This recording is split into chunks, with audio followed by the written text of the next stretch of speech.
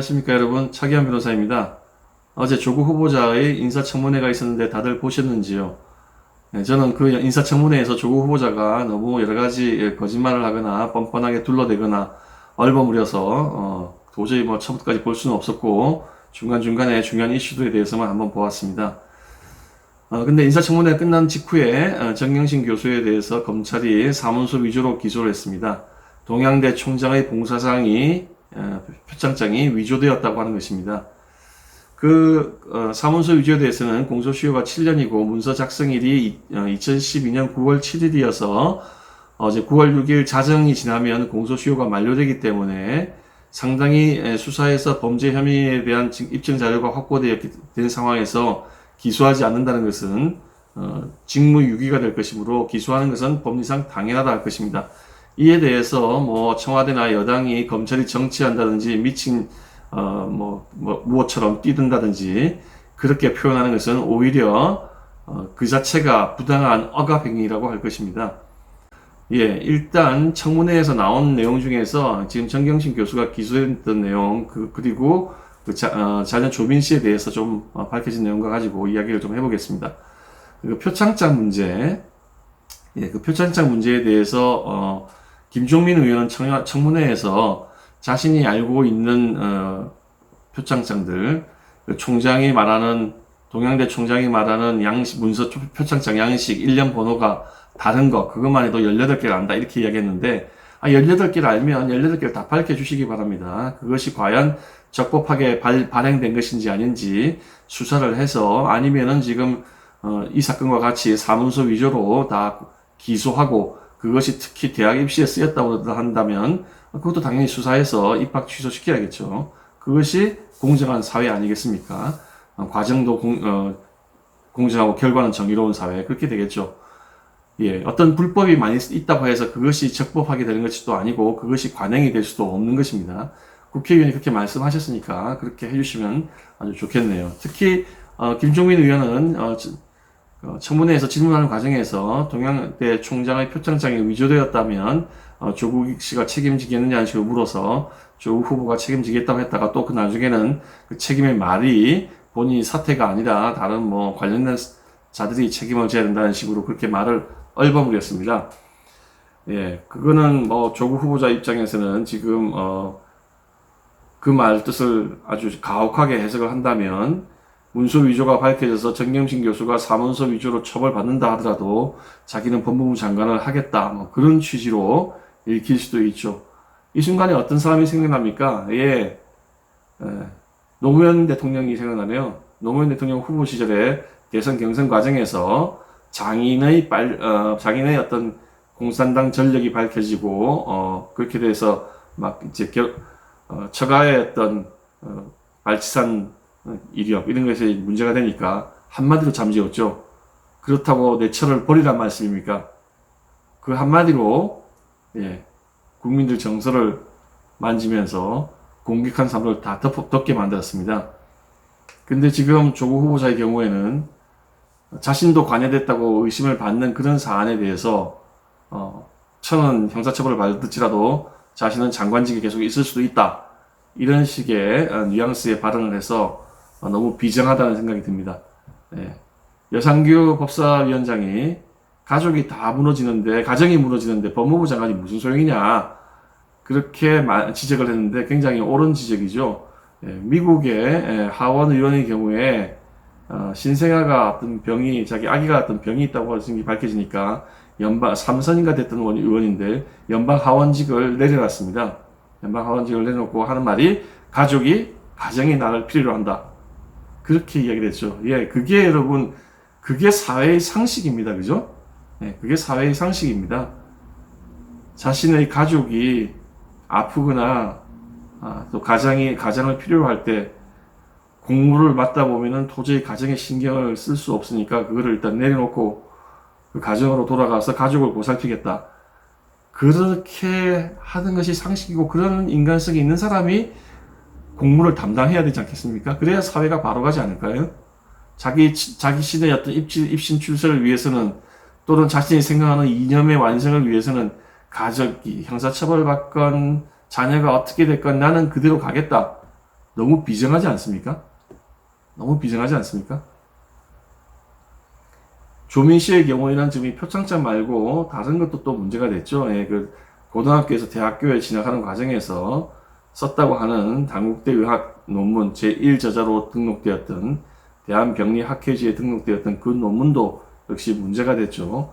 그 문제에 대해서 대한병리학회는 심사에서 취소를 시켰습니다. 그 심사 취소 사유에 대해서 한번 볼까요? 심사 취소 사유 화면 한번 보시죠. 예, 쟁점 첫 번째, 지금 그 논문에 기재된 저자는 저자 자격 기준을 합당한가? 그랬더니 장영표 교수 이외에는 논문 저자 자격으로 쓸 수 있는 사람이 한 사람밖에 없다. 장영표밖에 없다.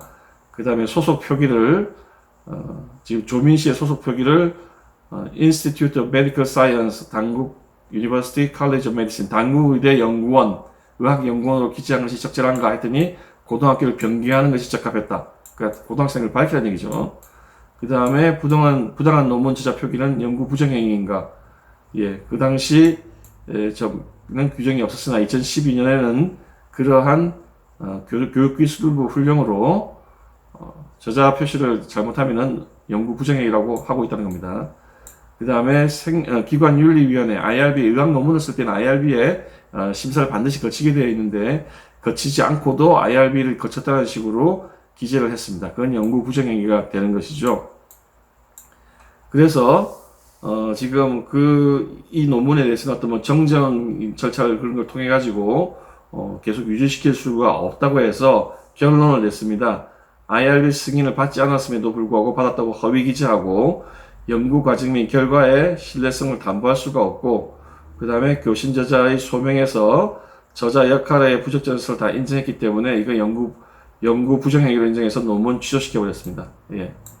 그런데 여기에 대해서 조국 후보는 그거는 당국대 교수의 책임이고 자기 따른 책임 없다 이렇게 이야기했습니다. 여러분 이게 상식적으로 말이 되는 이야기입니까? 조국 후보나 또는 정경심 교수가 그 당국대 교수에게 또는 당국대 교수의 처에게 아무런 청탁을 안 했는데 당국대 교수가 그렇게 이런 규정에 다 위반돼 가지고 그렇게 해서 조국 딸을 갖다가 제1저자로 올렸다고 그렇게 이야기할 수 있을까요? 조국 후보자의 처 정경심 교수와 그 당국대 교수의 처는 같은 학부모입니다. 그러니까 조민 씨하고 당국대 교수 아들하고는 한영외고 동기생이에요. 그런데 아무런 청탁 아무것도 안 했는데 당국대 교수가 저런 식으로 했다. 그게 말이 되는 소리입니까? 뭐 조국 후보자는 자신의 딸이 영어를 너무 잘해가지고 뭐 기여를 많이 했다고 그러는데 요번에 당국대 교수가 검찰에 불려가가지고 밝힌 바에 하면은 그 초고 2페이지가 너무 해왔는데 너무 형편없어 그 다 하나도 안 썼고 자신이 다 했다 이런 식으로 시인을 했죠. 그럼에도 불구하고 조국 후보 말대로 자신의 딸은 아무런 문제 없다 그렇게 이야기할 수 있는 겁니까? 그 다음에 그 논문 관련 작성되는 과정에서 당국대 교수하고 주고받은 이메일에 첨부되어 있던 그 문서에 문서 작성자가 조국으로 되어 있다고 하는 것이 나왔습니다. 청문회에서 김진태 의원이 뭐 포렌식 이야기를 했는데 그게 포렌식으로 나왔는지 어떤지 모르겠지만 아마 그 관공서에서는 다 아래 한글 쓰지 않습니까? 아래 한글의 문서 작성자는 문서 정보 탭을 클릭하면 다 나옵니다. 그죠? 그거는 포렌식을 해야 나오는 것도 아니고 그냥 문서 정보 기능 보면은 탭을 보면은 누가 작성했다는 것이 다 나오죠. 어쨌든 간에 조국이라고 나왔는데 거기에 대해서 조국 후보자는 이렇게 이야기하네요. 서울대학교에서 사무실에 있는 컴퓨터를 구형이어서 갈아줬는데 그 구형 PC를 집에 갖다 놨고 집에 갖다 놓은 PC를 딸과 아내도 쓴다. 그래서 내가 작성하지 않고 딸이 작성해도 문서에는 작성자 조국으로 나오게 된다. 그렇게 설명을 하고 있습니다.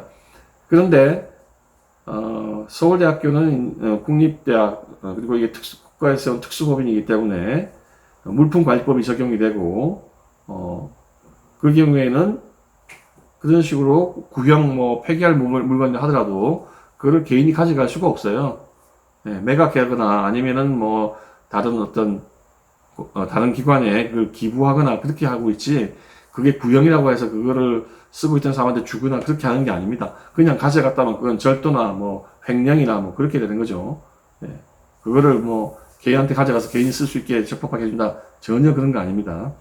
그 다음에 그렇게 변명을 하니까 김진태 의원은 그러면 그 문서가 이메일에 첨부돼서 주고받았을 테니까 IP 추적해보자. IP 추적을 해보면 그것이 과연 조국 후보자의 집에서 보낸 것인지 또는 서울대학교에서 보낸 것인지 알 수 있다. 이렇게 이야기를 했죠. 그 다음에 조국 후보자하고 김종민 의원하고 주고받는 말 가운데 그게 압수물에서 나온 것이 아니겠느냐. 아까 포렌식이 나오니까 김진태 의원이 포렌식을 들고 나오니까 아마 그걸 검찰의 압수수색에서 나온 것이라는 식으로 이제 받아친 것 같은데, 그래도 조국 후보자는 그걸 또 맞장구를 쳤습니다. 근데 여기서 또 문제가 생기죠. 조국 후보자의 집은 압수수색한 적이 없어요. 서울대학교 사무실은 압수수색한 적이 있어도 조국 후보자의 집은 압수수색한 적이 없습니다. 그러니까 그 문서가 과연 집에 갖다 놓은 PC에서 나왔다고 한다면은 그것이 나온 거라면 압수수색이 될 리가 없죠. 네. 검찰이 입수할 수가 없는 거죠. 그러니까 그건 결국 사무실에 있던 것이 나갔다는 것이고, 그 문서 작성 시간이 밤 10시가 그렇더군요. 조민 씨가 밤 10시에 아빠 연구실에 가서 거기서 문서 작성해서 당국대 교수한테 보냈다? 믿겨지십니까? 네. 말이 안 되는 이야기죠. 말이 안 되는 이야기. 그리고 지금 정경심 교수의 사문서 위조하고 관련해가지고 최승혜 총장님이 지금 밝힌 바가 있습니다. 그죠? 처음에 그분이 이렇게 강하게 나올 때 저는 그 음성 전화하면서 녹음 파일이 있을 것이다 이렇게 생각을 했습니다. 왜냐하면 권력이 끼어있고 지금 온 국민이 관심을 가지고 있는 이 사안에 대해서 함부로 이야기를 하고 난 다음에 그러면 나중에 문제가 생기면 입증을 해야 되는데 곤란하게 되겠죠. 설사 자신이 진실을 이야기하고 있다 할지라도 상대방이 권력을 쥔 쪽인데 아니라고 이야기를 해버리면 어떻게 할 방법이 없는 겁니다. 당하게 될 가능성이 크죠. 주장하면 주장할수록 본인이 당하게 될 가능성이 커요. 그래서 저는 그분이 그렇게 강하게 나올 때 사회 경험이 없는 분도 아니고 저분 분명히 해놨을 것이다 그렇게 생각을 했습니다. 아니나 다를까 청문회 현장에서 장제원 의원이 녹취 파일이 있다고 들고 나왔습니다. 전화를 몇 번 했냐 뭐 이렇게 따지다가 조국은 한 번만 했다고 그러고 장제원 의원은 두 번 했다는 식으로 이렇게 따지다가 장제원 의원이 녹취 파일이 있다고 나왔습니다. 그런데 그 몇 시간 후에 인터넷에서는 또 최승현 총장이 나는 녹음한 적이 없다, 녹취 파일 없다 이런 식으로 말했다고, 그리고 나이가 들어서 핸드폰 하면서 녹음을 할 줄 모른다는 식으로 그렇게 이야기했다고 보도 자료가 떴어요. 화면에서 보시는 것처럼 MBN에서는 그런 식으로 기사가 떴었습니다. 근데 최승희 총장이 거기에 대해서 강하게 또 받아쳤죠. 녹음 파일이 있고 녹취록이 있는데 내가 지금 공개하지 않고 사태 진전되는 걸 봐가지고 하나씩 공개하겠다. 그렇게 강하게 받아쳤습니다. 그랬더니 MBN은 그 기사를 삭제했네요. 저거 기자가 취재를 어떻게 했을까요? 직접 최승혜 총장한테 전화해서 물어봤을까요? 아니면 카드라는 걸 그냥 전해 듣고 그걸 믿고 썼을까요? 아니면 그런 노력도 없이 그냥 자신이 지지하는 조국 후보를 위해서 그냥 기사를 그냥 만들어 올린 것일까요? 과연 여러분은 어느 경우라고 생각을 하십니까? 기자라면 당연히 저런 기사를 쓸 때는 최승혜 총장에게 전화를 걸어서 확인을 했어야겠죠. 근데 최승혜 총장이 저렇게 강하게 맞받아친 걸로 봐서는 직접 최승혜 총장하고 통화를 해가지고 최승혜 총장은 나 녹음할 줄 모른다 이런 식으로 이야기를 과연 땄는지 저는 그것이 굉장히 의심스럽습니다. 언론기관이 이런 중요한 문제에 대해서 저런 오보를 낸다는 것은 있을 수가 없는 일이죠. 있을 수가 없는 일입니다. 예. 지금 이렇게 됐고, 지금 정경심 교수는 불구속 기소됐는데 사문서 위조로 기소됐습니다. 그 사문서 문제만 관련해도, 표창장 문제만 관련해도, 그거를 서울대 의정원, 부산대학교 의정원, 여기에 제출한 것은, 위조 사문서 행사, 그리고 위계한 공무집행 방해 문제가 다시 계속 남아 있습니다. 추가로 수사를 계속 하겠죠. 그리고 정경심 교수가 지금 동양대학교 자신의 사무실에 있던 PC를 들고 나가서 자신의 프라이빗 뱅킹을 하는 그 금융기관 직원을 시켜서 그 직원의 차 트렁크에 숨겨놓았다가 검찰에 적발되어서 그게 압수당했죠. 그런 행위. 그 다음에 최승희 총장에게 전화를 걸어서 정결 규정에 의해서 외국센터에서 총장의 표창장을 명의의 표창장을 발행할 수 있는 정결 규정이 있다 이렇게 이야기해달라는 식으로 회유를 했다는 부분, 그런 증거인멸에 해당될 수도 있겠죠. 예, 그런 것들에 대해서는 앞으로 수사가 이어질 것이고, 더 중요한 문제는 아직 남았습니다. 더 중요한 문제는 아직 들어가지도 않았어요. 웅동학원 문제, 그리고 웅동학원 운영상의 비리 문제, 그리고 그 펀드 문제, 그 문제는 지금 수사가 진행 중이고, 그거는 권력형 비리 게이트로 번질 소지가 있습니다. 그거 문제에 대해서 여당에서 또는 청와대에서 그걸 차단하기 위해서 압박을 가하면 가할수록 검찰 조직은 자기 조직의 어떤 생존을 걸고 싸우면서 투쟁하면서 수사를 할 수밖에 없을 것입니다. 그걸 안 하면 그 다음에는 국민적인 분노가 폭발해서 특검 가자고 그러겠죠. 그 특검, 그런 상태에서 특검을 반대하는 투표를 하면 내년 총선에서는 그걸 가지고 심판 대상으로 삼자는 운동이 들판의 불길처럼 번질 것입니다. 그러니까 검찰은 조직을 보호하기 위해서는 지금 누가 법무부 장관이 되든지 간에 그 수사를 멈출 수가 없을 것입니다. 오히려 그거를 수사 방해를 하는 그 법무부 장관이 오히려 지탄의 대상이 되겠죠. 그리고 부당한 수사 지휘에 대해서는 거부할 수 있다고 하는 검찰청법 규정도 있습니다. 그러니까 단순히 뭐 수사 지휘권이 있다 이런 거 가지고 지금 억누르려고 하다가는 오히려 다치게 되죠. 다치게 됩니다. 이런 사정에도 불구하고 문재인 대통령은 아마도 조국 후보를 법무부 장관으로 임명할 것이라고 하는 그런 관측이 더 우세합니다. 왜 이렇게 조국 후보에게 목을 매면서 지명하려고 할까요? 네. 첫 번째 추측할 수 있는 것은 노무현 정부 시절의 실패에서 배웠던 교훈입니다.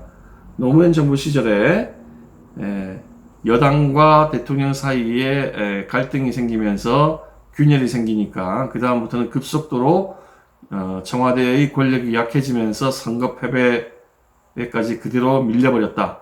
그래서 어떤 일이 있어도 단결해서 이걸 끌고 나가서 야당을 눌러서 그냥 박살을 내버려야 된다. 뭐 이런 어떤 정치적 교훈 때문에 그럴 수도 있고, 두 번째는 이거 연결되는 건데 2022년 대선을 이기려면 PK 후보를 내세워야 된다 이렇게 생각할 수도 있습니다.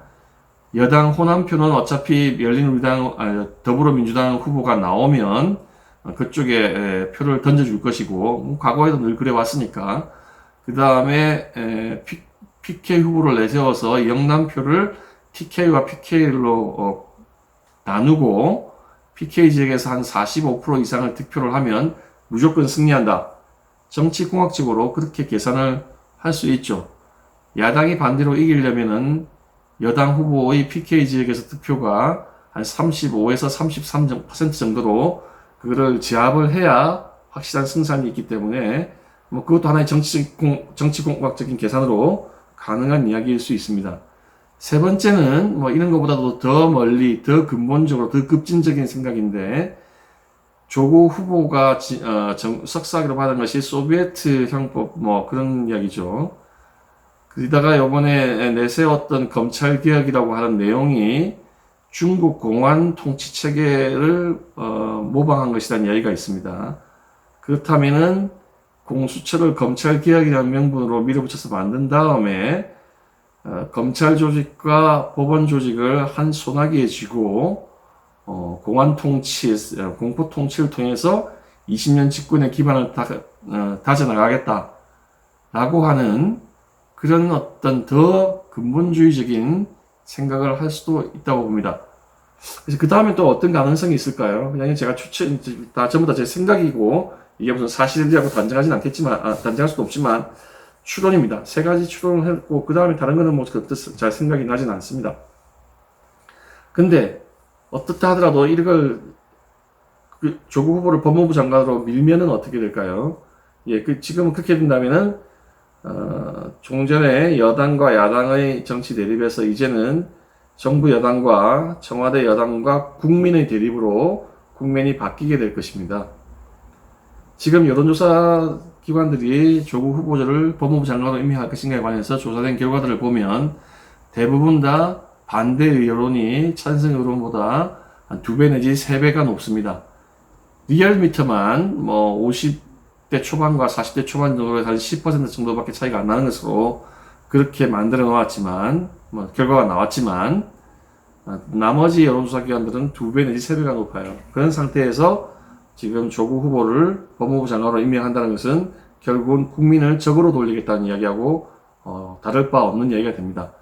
그러면 야당도 바보가 아닌 이상은 국정조사, 특검법 발의 뭐 이를 통해 가지고 총선 전까지 투쟁을 해 나가겠죠.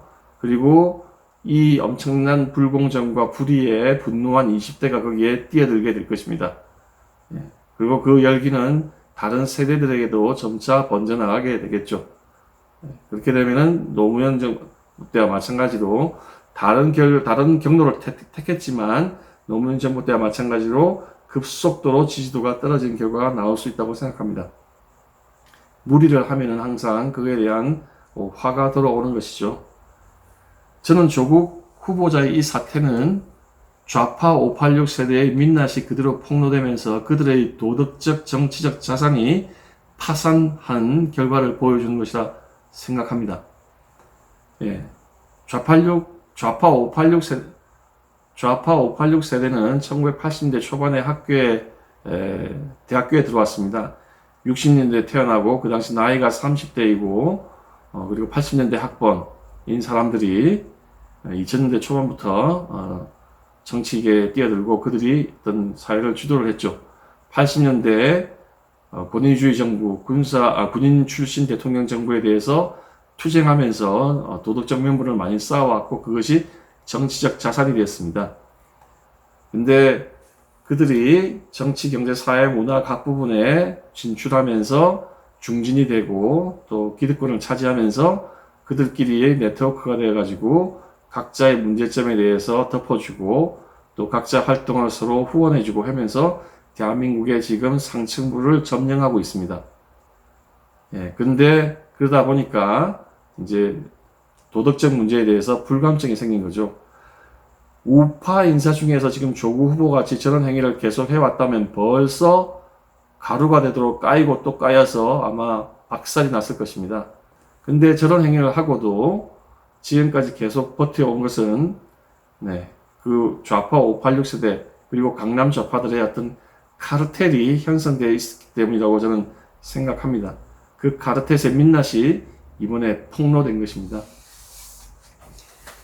근데 그 좌파 586 세대라는 사람들이 젊은 시절에 가졌던 그 사상은 사회주의 내지 공산주의 사상이었습니다. 전체 세대가 그런 생각을 가진 것은 아니지만 군인 출신 정부와 맹렬히 투쟁하면서 그것을 이끌어갔던 사람들 중에 상당수는 사회주의 사상을 가지고 있었던 사람들입니다. 사회주의 사상이라고 하는 것은 제가 유튜브로 몇 번이나 말했지만 그것은 사상 자체가 잘못된 것입니다. 옛날 저희가 어릴 때 공산주의 사상은 이념은 좋은데 현실에 맞지 않는다 이렇게 얘기했지만 아닙니다. 사상 자체가 사악한 것이고 결과도 파국적 결과를 맞을 수밖에 없는 것입니다. 왜 사악한 것이냐고요? 인간의 본성에 반하는 것이기 때문입니다.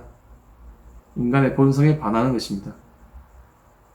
만약에 사회주의 사상이 그렇게 옳다면 그 이념에 정말 충실하다면 60억씩 재산을 가지고 있는 사람, 100억씩 재산을 가지고 있으면서 사회주의를 지지한다는 사람들 도대체 어떻게 봐야 할까요? 대한민국의 지금 국민들이 그렇게 60억, 100억씩 다 가지고 있습니까? 평등을 외치면서 그런 불평등한 결과를 향유하고 자본주의의 모순을 비난하고 자본주의의 모순을 비난하면서 아주 자본주의의 나쁜 점을 이용해가지고 투기를 하고 그 다음에 지금 펀드 의혹이 밝혀지면 앞으로 보겠지만은 그런 투자를 해서 불투명한 어떤 자산 증식을 하고 그런 것들이 과연 맞겠습니까? 스스로 자신의 본성에 반하잖아요. 그리고 기본적으로는 미제스가 재밌는 표현을 했는데 지식인들이 사회주의를 하는 이유는 다른 대중들의 시기심, 질투심을 이용해서 권력을 잡고 싶어 하기 때문입니다. 자본주의 체제는 대중에게 양질의 상품, 양질의 서비스를 낮은 가격으로 제공해서 그들의 지지, 그들이 많이 소비해주면 그 사람이 사회적으로 부를 축적하고 사회적으로 출세한 것입니다. 근데 지식인들의 대부분은, 특히 인문학 지식을 가지고 있는 사람들은 구체적으로 손에 잡히는 유형물을 만들어내지를 잘 못해요. 그런데 자신들이 지금 이 시대를 살고 있는 어떤 좌파 지식인이 아니라 제일 처음에 나왔던 걸 이야기합니다. 기껏 귀족제를 타파하고 신분 제도를 타파하고 거기에 올라가려고 했더니 이게 엉뚱한 부르주아 계층이 올라가서 그들이 상층부를 점령하고 있단 말입니다. 그러면서 빈부격차가 문제가 되고 하니까 그거를 타도하려고 하는 거죠. 그래서 자신들이 그 상층부에 들어가려고 하는 겁니다. 그거에 대해서 풍자는 제가 전번에 소개했지만 조지 오웰의 동물농장을 보시면 아주 잘 적나라하게 드러나 있습니다. 고등학생부터 읽어야 될 소설이고 어른이 돼서도 몇 번이고 탐독을 해봐야 될 소설이라고 생각합니다. 그렇게 체제의 상층부에 들어가기 위한 수단으로 쓰이는 것이 사회주의 사상입니다. 사회주의 체제를 했던 나라들의 그 지도자들을 보세요. 스탈린이나 모태동이나 지금 중국의 시진핑이나 김일성이나 김정은이나 김정일이나 다 보십시오. 호화롭기 그지없는 생활을 합니다. 그 일파들은 밑에 민중이 굶어 죽건 말건 아주 호화로운 생활을 합니다. 그러면서 평등을 외치죠. 인민을 외칩니다. 몽땅 거짓말 위선이죠. 지금 강남 좌파의 민낯도 폭로되는 것도 다를 바 없습니다.